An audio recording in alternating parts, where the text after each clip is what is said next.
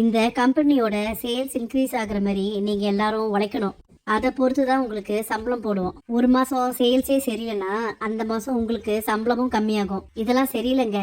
எங்களுக்கு ஏற்கனவே பேசின சம்பளத்தை ஏன் நீங்க மாத்துறீங்க? நீங்க ஏன் இப்படி யோசிக்கிறீங்க? ஒருவேளை ரெஸ்டாரண்ட்டோட சேல்ஸ் ஜாஸ்தியானா உங்களோட சம்பளமும் ஜாஸ்தியாகும்ல. அப்படி யோசிச்சு பாருங்க.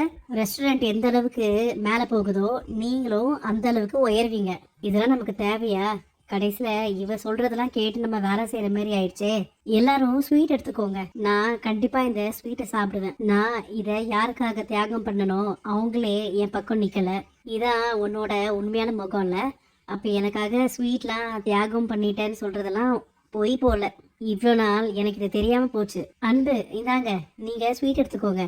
இவர் தான் ஸ்வீட் சாப்பிடக்கூடாதே, எடுக்க மாட்டாருன்னு தான் நினைக்கிறேன். நான் ஒன்றும் இல்லை, 2 ஸ்வீட் எடுத்துக்கிறேன். அன்பு எங்கே இருக்காருன்னு ஒரு சின்ன க்ளூ கூட கிடைக்க மாட்டேங்குது பாட்டி. உங்களுக்கு ஒரு விஷயம் தெரியுமா பாட்டி?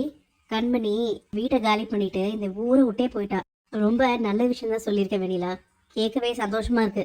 ஜீவா சாரும் கண்மணியும் பாத்தியா ஜோடி போட்டு வந்திருக்காங்க.